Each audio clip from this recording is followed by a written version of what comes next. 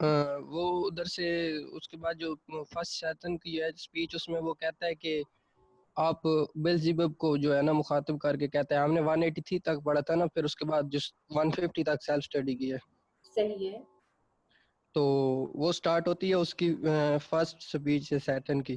तो वो बेल्ज़ेबब को मुखातिब होकर कहता है कि आप वही हो ना मेरे साथ, जो उधर मेरे साथ होते थे और हमको फेंका गया है जन्नत से, और हमारे साथ जो है ना मतलब कि ज्यादती हुई है, और हम उसकी जो है कादर मुतलिक की जो इतनी बड़ी कुव्वत को उधर देख रहे थे, उस काम सामना नहीं कर सकते थे, और उन्होंने हमें नीचे फेंक दिया है। तो उसके बाद फिर वो बेल्ज़ेबब उनसे मुखातिब होता है, वो और वो कहता है कि जी हाँ, हमारे शहजादे जो हम सब जो जितने भी एंजल नीचे फेंके गए हैं, तो हमको अब या तो झुक जाना चाहिए या फिर उनको उनसे बदला लेने का सोचना चाहिए। सही है।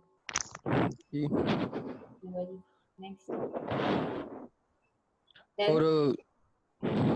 और वो फिर वो यही कहता है कि जो हमें उनसे बदला लेने का सोचना चाहिए, क्योंकि जो है ना वो जो खुदा है, वो हम ऐसे इस तरह के जैसे कैदी होते हैं, हम उसके सामने कैदी की तरह, तो अब उस पर डिपेंड करता है कि वो हमें मौका देता है या नहीं देता। एग्जैक्टली, कि वो हमारे साथ अब क्या करता है। भाई हम तो अब कैदी हैं, अब तो ये उसकी मर्जी है कि वो हमारे साथ क्या करता है, क्योंकि कैदियों के साथ अब वो कुछ भी कर सकता है।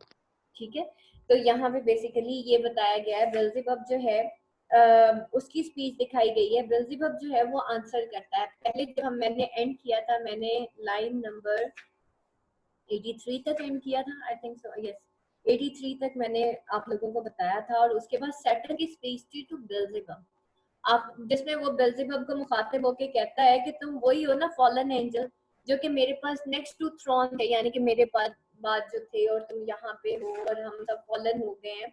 और उसके बाद जो है in the answer of that line number 155 तक जो है उसके बेल्ज़ेबब जो है फिर वो आंसर करता है कि देखो अब तो हम एवरलास्टिंग पेन में हैं, और there is an everlasting pain and anguish for them.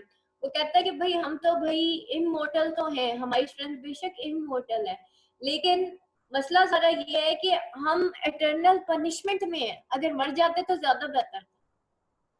ठीक है, तो यहाँ पे बेल्ज़ेबब जो है वो सैटर्न के जवाब में कहता है देखो हमारे पास बहुत स्ट्रेंथ है, सब कुछ है, लेकिन अब हम खुदा के कैदी हैं, अब हम उसके गुलाम हैं, उसने हमें जहन्नुम में फेंक दिया है, अब हम एक एटर्नल पनिशमेंट में हैं। तो अब यहाँ पे जो है मतलब हमारी ताकतें जितनी भी हैं, जब सैटर्न उनको कहता है कि भाई हमारे पास बहुत पावर्स हैं, और वो बड़ा दावा करता है, वो कहता है भाई हमारी ताकतें चाहे जितनी भी हैं, लेकिन इतनी ताकतें होने के बावजूद भी हम घाटे में हैं, क्योंकि हम at this time eternal punishment में हैं। जब इंसान मर जाता है तो उसकी पनिशमेंट, उसकी आजमाइशें खत्म हो जाती है ना। तो वो कहते हैं कि यहाँ पे तो मौत भी नहीं आनी, मतलब हम तो थ्रू आउट इस इधर ही रहेंगे। अब ये खुदा पे डिपेंड करता है कि वो अब हमारे साथ क्या करता है, क्योंकि now we are in anguish, now we are in anger, और यहाँ से निकलने का कोई रास्ता भी नहीं है। अब लाइन नंबर 150 तक बेटा आप लोगों को होमवर्क दिया था, जहाँ पे जो है वो बताता है कि that we may so suffice his vengeful ire, कि हम उसकी वेंजफुल आयर, यानी कि गॉड की जो वेंजफुल आयर है, उसने जो हमारे साथ किया है उसमें सो सफाइस है, यानी कि इतनी हमें सजा मिल चुकी है। और do him mightier service as his thralls, या वो हमारे साथ अपनी माइटियर सर्विसेज के साथ वो कुछ भी कर सकता है as his thralls by the right of war, क्योंकि ये तो राइट ऑफ वॉर है। ठीक है, कि ये तो अब जंग में सब कुछ जायज है, अब वो क्योंकि फातेह है और हम जो है डिफीटेड हैं, now he can do anything with us. ठीक है, वो कुछ भी हमारे साथ कर सकता है, वट एवर हिज बिजनेस भी, चाहे उसका बिजनेस कुछ भी हो, here in the heart of hell to work and fight. तो हमें तो वो कहता है उसका बिजनेस चाहे कुछ भी हो, चाहे वो विक्टोरियस है, चाहे वो अलमाइटी है, या वो कुछ भी है, लेकिन हमें तो जो है क्या है, here in the heart of hell to work in fire. लेकिन हमें तो अब इसी जहन्नुम के घड़े में रहना और वर्क इन फायर करना है, यानी कि we have to live in this area और द फायर फॉर एवर। ठीक है, हम जो है for we have lost forever in this fire और इन दिस पनिशमेंट ना। तो वो यही कह रहा है कि क्लोज, मतलब we have lost our place in the heaven. ठीक है, तो हम जो है अब अपनी वो जो प्लेस है वो जो है हमेशा के लिए जो है वो हार गए हैं, और हमें तो अब इस वर्क ऑफ फायर में रहना है और do his errands in the gloomy deep. और हमें वो जो है हमारे साथ इस तारीख मतलब ग्लूमी डीप के अंदर, इस डार्कनेस के अंदर, इस डार्क हेल के अंदर हमें जो है हमेशा के लिए सफर करना है। What can I then avail though yet we feel strength undiminished? वो कहता जब मेरी strength ही undiminished है तो what can it then avail? तो फिर अब इससे क्या हो सकता है? हमारी strength तो undiminished है, हमें लगता यही है कि हमारी yet we feel strength, इतना कुछ होने के बावजूद भी, जबकि हम शिकस्ता हाल है, जबकि हमें पता है कि हम इमोर्टल हैं, हम एटर्नल बीइंग्स हैं, टू अंडरगो एटर्नल पनिशमेंट। तो वो कहता है जब हम हैं ही एटर्नल पनिशमेंट में तो what can it then avail? तो हम क्या करेंगे जब हमने रहना ही इसी जहन्नुम के घड़े में है, जब हम हैं ही मतलब एक इमोर्टल बॉडीज हैं तो जो कि सफर कर रहे हैं, जो कि ना तो मरती हैं और एटर्नल पनिशमेंट में है, तो हमारी इस स्ट्रेंथ का फिर क्या फायदा हमें?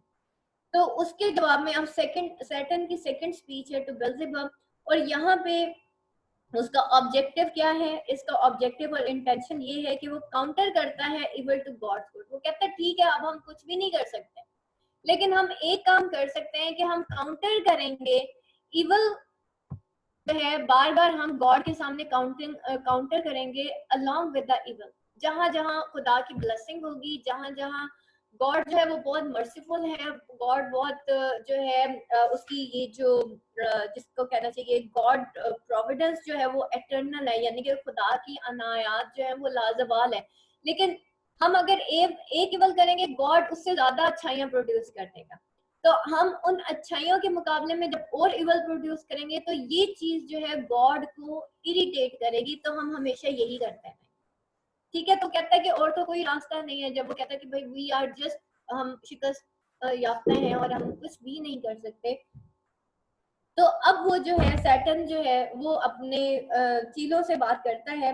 Where where there to with speedy words of the arch fiend reply.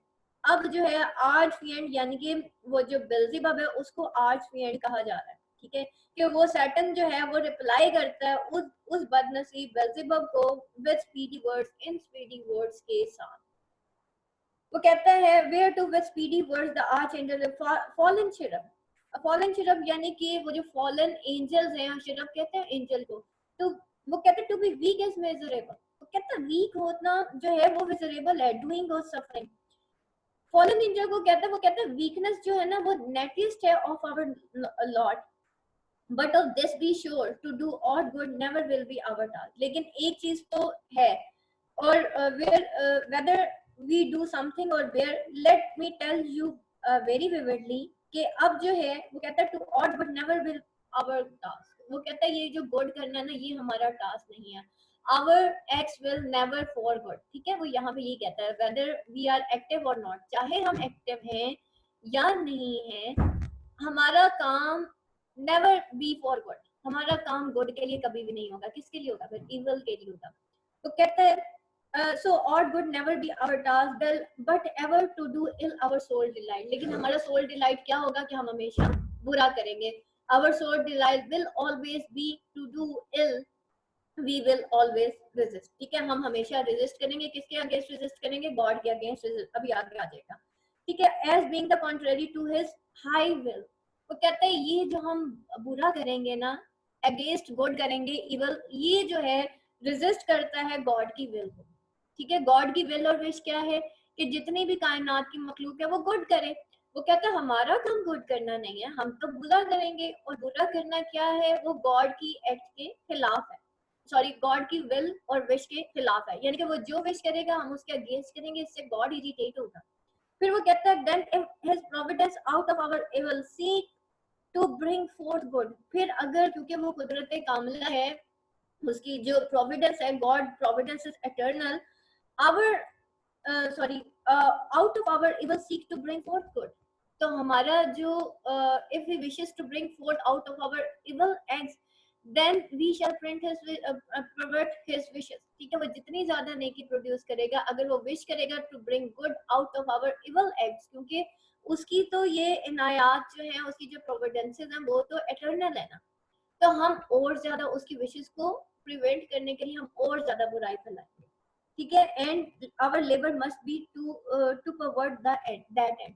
तो दैट एंड किसकी बात कर रहा है? वो गॉड की प्रोविडेंस की बात कर रहा है, उसकी इनायात, उसकी ब्लेसिंग्स, उसकी गुडनेस की बात कर रहा है कि वो जितनी गुडनेस फैलाएगा हम अपनी तमाम ताकत टू द एंड लगा देंगे उसकी विश के खिलाफ जाने पे, उसके गुड को के खिलाफ इवल करने में, ठीक है। Out of the good still to find means of evil, और उस तमाम गुड से हम मीन्स ऑफ इवल जो है वो हम करेंगे, यानी कि हम हर तरीके से गॉड को अपोज करेंगे, which often times may succeed so as perhaps shall grieve him।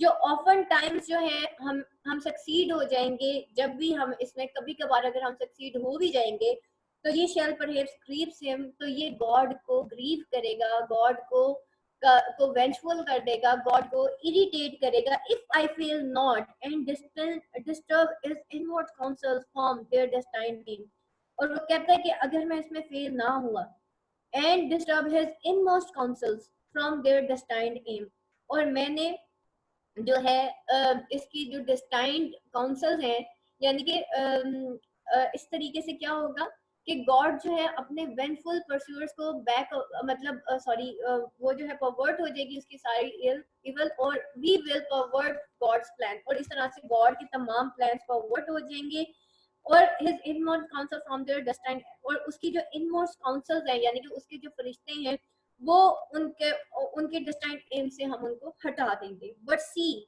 the angry victory hath recalled his ministers of vengeance and pursued back to the gates of heaven।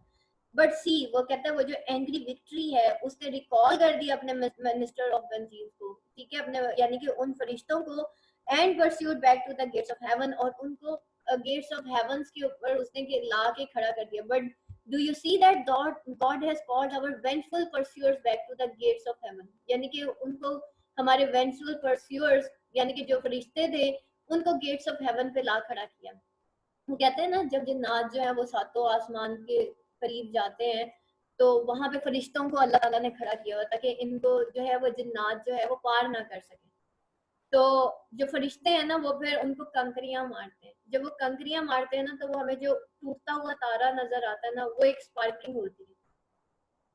और ये जो होता है ब्लैक मैजिक होता है जिसमें ये कोशिश करते हैं, वो कहते हैं ना गैब का इल्म सिर्फ अल्लाह के पास है, that is the same that concept कि ये क्या होते हैं कि जन्नात के बारे में कहा जाता है कि ये जो है ना मतलब एक के ऊपर दूसरा, दूसरे के ऊपर तीसरा, तीसरे के ऊपर चौथा, पांचवा, इस तरह से ये ऊपर जाने की कोशिश करते हैं because they want to know about the मतलब ये जो गैब का इल्म होता है या इसके बारे में, तो वो जो थोड़ा बहुत सुन के आता है बस वही आके अपने जो भी मुर्शिद होता है तो उसको जाके बताते हैं, और आगे जाके मुर्शिद जो है वो अपने जब सॉरी पीर होता है वो अपने मुर्शिदों को पागल बनाता है, ठीक है। वो थोड़ी सी एक चीज वहां से पता चलती है उसको, उसके बाद वो जो मुर्शिद होते हैं वो उसके हाथ आ जाते हैं दैट्स ऑल। तो ये सारी चीजें होती हैं क्योंकि यहाँ पे वो कहता है वो जो गेट्स ऑफ हेवंस है ना, जन्नत के जो दरवाजे हैं, आसमानों के जो दरवाजे हैं, वहां में तो भैया उसने परस्यूअर्स यानी कि हम तो उसके गेट के करीब भी नहीं जा सकते, देखो हमारे साथ कितना बुरा हो गया,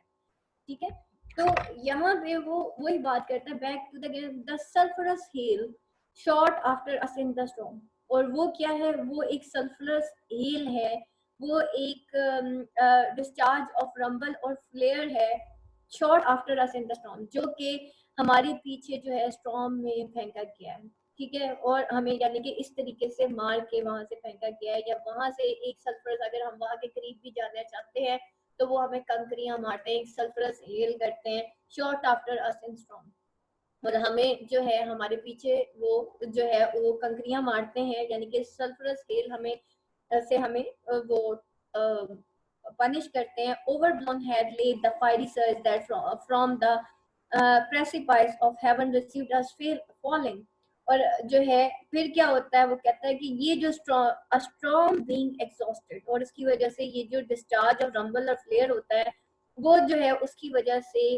दैट फॉलोड अस, तो एक स्टॉर्म उठता है and has now elevated the fiery waves welcome us when we fall from the height of the heaven।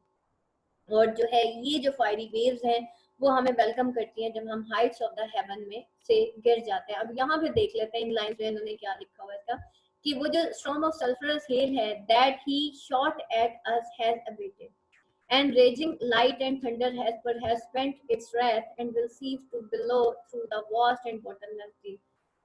अब वो यहाँ पे वो कहता है the fiery surge and from the perspy of heaven receives a falling and thunder। और वो जो fiery surge है जो कि heaven की तरफ से प्रस्पी है यानी कि heaven की जो heights हैं receive us falling, वो हमें falling यानी कि गिरते हुए देखती है and the thunder, और हमारी falling और thunder को वो देखती है यानी कि हम heaven से totally अब गिर चुके हैं। winged with red lightning and impetuous rage। अब वो wing होता है रेड लाइटिंग और इम्पल्स रेज के साथ, perhaps had spent his shafts and sees now। शायद वो जो है अब वो जो है एक थंडर होता है जो कि ड्राइवन होता है by the sparks of lightning, यानी कि उसके जो पर हैं उसके आहिस्ता आहिस्ता से जब फड़फड़ाते हैं तो उसकी वजह से उनके विंग से एक थोड़ी सी लाइट निकलती है और उसमें से क्या होता है इम्पीटियस रेज होता है यानी कि इनमैनेजेबल एग्रेशन होती है, इतना ज्यादा उसके अंदर गुस्सा होता है। perhaps has spent his shafts कि perhaps जो है वो जो fatigue है his shafts and seizes now to below through the vast and boundless deep, इतनी जोर से वो पर हिलाता है कि below through the vast and boundless deep जो है वो उसकी howling सुनाई देती है। let us know slip the occasion, यानी कि अब जो है उसके अंदर इतना ज्यादा गुस्सा इतना ज्यादा थंडर होता है कि जब वो पर भड़भड़ाता है तो उसके अंदर से रेजिंग लाइटनिंग निकलती है और वो जो उसके पर भड़भड़ाने से जो थंडर प्रोड्यूस होता है जो एक स्ट्रॉन्ग रेज होता है has spent its wrath and will cease to below through the vast and bottomless deep, और वो जो है through the vast and bottomless deep तक भी देखा गया। और वो कहता है कि अब वो जब ये पर भड़ाने के बाद कहता है जब वो मतलब खड़ा हो जाता है सैटर्न तो वो कहता है let us not slip the occasion, अब हमें ये मौका हमें अब अपना चांस जो है मिस नहीं करना चाहिए। whether scorn or satiate fury yielded from our foe, let us not miss our chance if our God's fury has been satiated।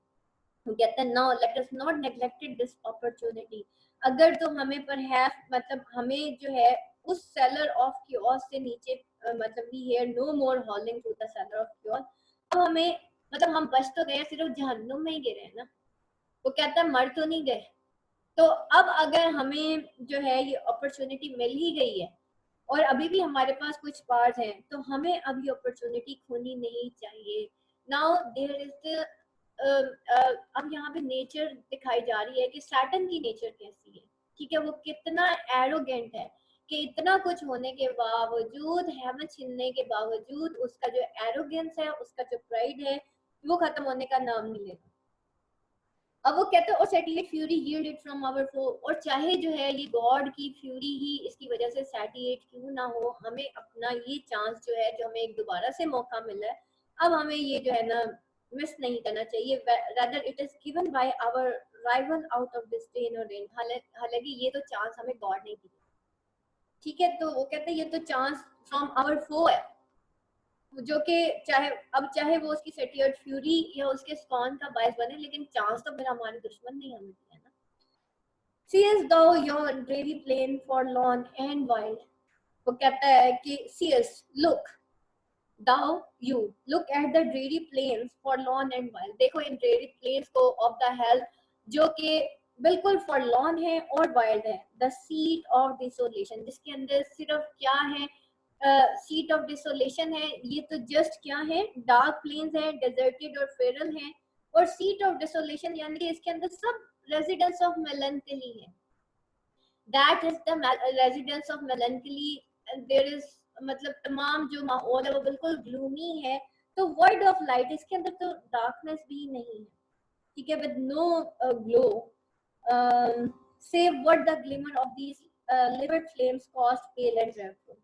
तो वो अब कहता है कि except what weak light is shed by these bluish blaze, ठीक है, अब bluish blazes से in dreadful cast pale blazes से जो लिविड फ्लेम्स हैं, see what the glimmering of these livid, लेकिन तुम ये तो देखो with no glow except what weak light is shed by these bluish blazes, ठीक है, इन ब्लूइश ब्लेजेस से तो थोड़ी सी लाइट नजर आती है, यानी कि ये थोड़ी बहुत स्ट्रेंथ है भाई जो हमारे पास बाकी बच गई है. Look at the dreary flames of hell illuminated by the darkness of hellfire. Let's sail these fiery waves over there and we can rest if it is possible.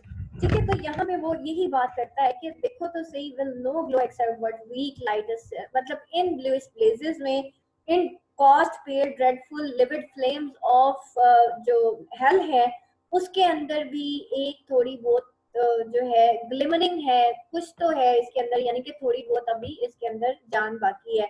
Either let us stand from off tossing of these fiery waves, और वो कहता है let us advance there. Either there को कहते हैं कि let us advance from the there from that these impatient waves. ठीक है, these impatient waves their rest if any. Either let us stand from the tossing of the fiery. तो कहते हैं चलो अब हम इस फायरी वेव्स की टॉसिंग से निकले बाहर. क्या हम सोच रहे हैं कि करें कि ना करें?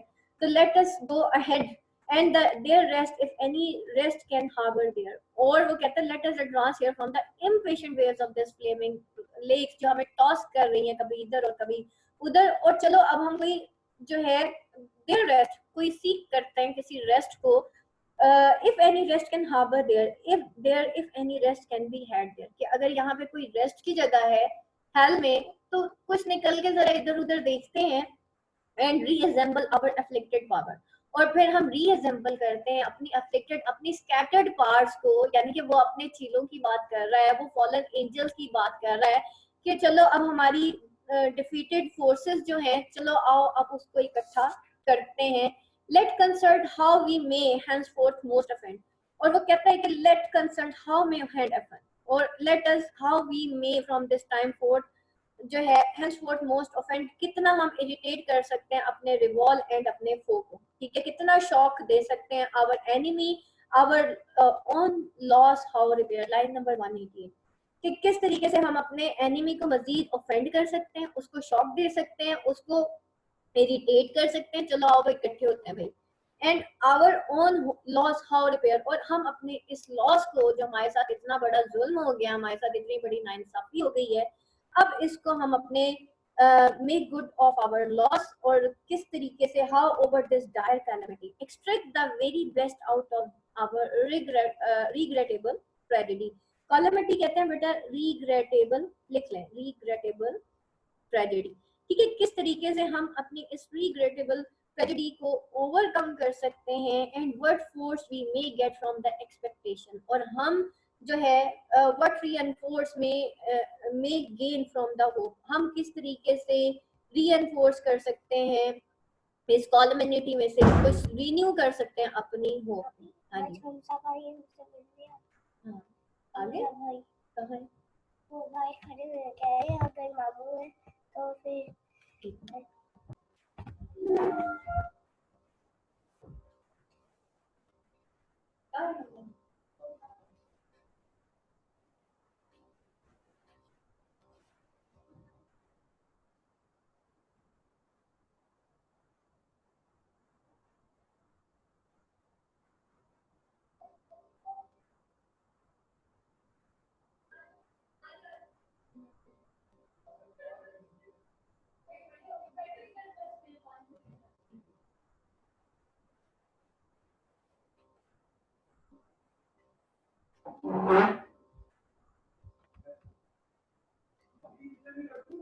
हाँ हाँ रख दो. अच्छा जी, आगे चलते हैं. लाइन नंबर पहुंच गए थे हम. अच्छा, वो कहता है how overcome this dire calamity, किस तरीके से हम ओवरकम करें इस रिग्रेटेबल ट्रेजेडी को. ये जो हमारे साथ एक अनहोनी हो गई है भाई, अब इसको हम कैसे जो है रिग्रेट, ये जो रिग्रेटेबल ट्रेजेडी है इसको किस तरीके से आखिर